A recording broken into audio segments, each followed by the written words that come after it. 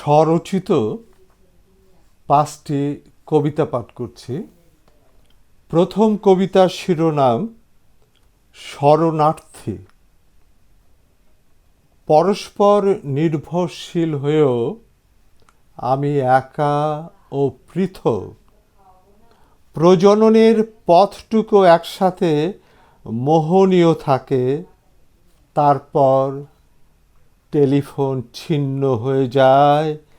নিজের বাড়িতে আমি একা, নিজের উঠানে আমি একা।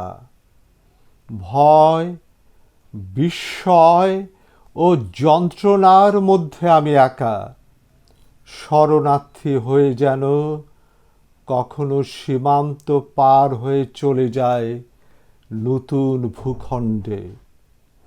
নৌ ও বিমান হামলায় বিধ্বস্ত হওয়ার পর ঝোপঝাড়ময় সময় কাটাতে হয়। বিষাদময় ও ধীর সঙ্গীত শুনতে শুনতে আমিও ঘুমিয়ে পড়ি বিরক্ত ক্লান্ত হয়ে। কখনো কখনো খাদের গভীরে পড়ে যায়, ক্রেন দিয়ে নিজেকে নিজেই তুলি চারণভূমিতে। নিজের সমস্ত কথা অপরকে জানানো যায় না। নিজের ভিতর নিজেই আত্মগোপন করে থাকতে হয়।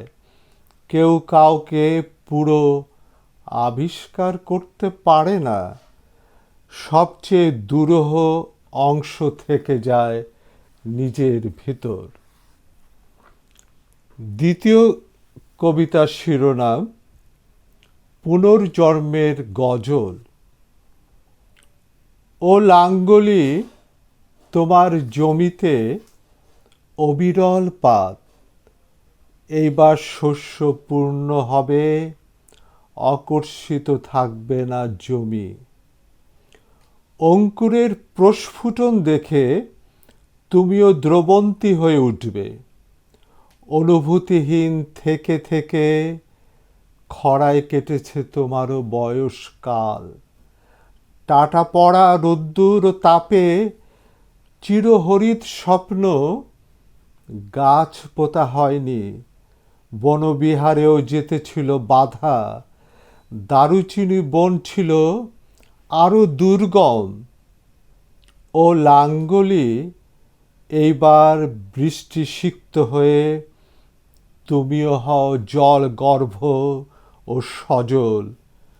শুনি পুনর্জন্মের গজল।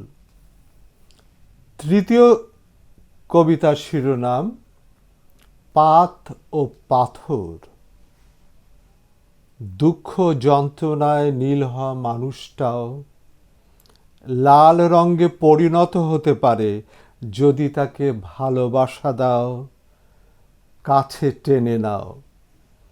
কত দস্তা অ্যালুমিনিয়ামের পাত ও পাথর তরল পদার্থ হয়ে গেল। শুল্কমুক্ত গাড়ি নিয়ে কতজন কতবার রঙ্গমঞ্চে প্রবেশ করার পরে মাতাল হয়ে যায়।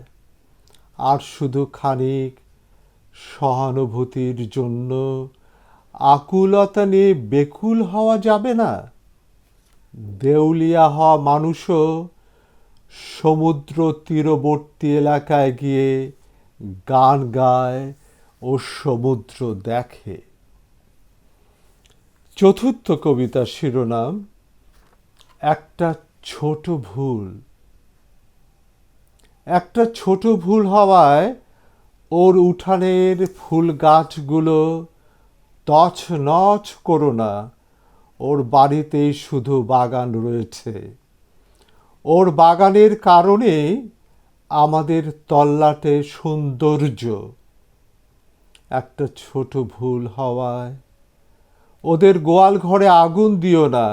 ওদের গাভীর দুধে আমাদের সন্তানেরা পুষ্ট। ভূমিষ্ঠ হওয়া শিশু নিয়ে এখন রয়েছে অপেক্ষায় নতুন জননী। মানুষের একটা ছোট ভুল মাফ করে দিও। প্রত্যেক মানুষে কত রকমের ভুল, আর ওর চাঁদটা আকাশে ফুটেছে বলে ওর কালো চিহ্নটা জ্যোৎস্না প্লাবনে বড় বেশি হয়ে দেখা দেয়। শেষ কবিতার শিরোনাম অবাক হই না। আমি এখন অবাক হই না কোনো লোকের বাতি নেভানোর কৌশল দেখে। আমি এখন অবাক হই না ড্রেসিং রুমে না গিয়ে রূপ পাল্টানোর দৃশ্য দেখে। কারো হাতে উঠতে পারে ছুরি, তাতেও আমি অবাক হই না, অবাক হই না। কচ্ছপের লড়াইয়ের ভিতর পড়ে গিয়ে নাভিশ্বাস স্বপ্নচ্যুত হয়ে গহীন নদী জলহারা হয়, তাতেও আমি অবাক হই না। ছদ্মনামে স্বরের প্রকাশ খুশবু ছড়িয়ে রাতের শিউলি হত্যা করা, অবাক হই না। চূর্ণ হওয়ার ভয় থেকে যায়, একটা প্রান্ত খসার পরও অন্য প্রান্ত খসে যায়, তাতে আমি অবাক হই না। ভোজন বিলাসী, পোশাক বিলাসী, পুষ্পরেণু গুড়া করার পরও অবাক হই না, অবাক হই না। বিরক্তিকর ধ্বনি শোনার পরও অবাক হই না।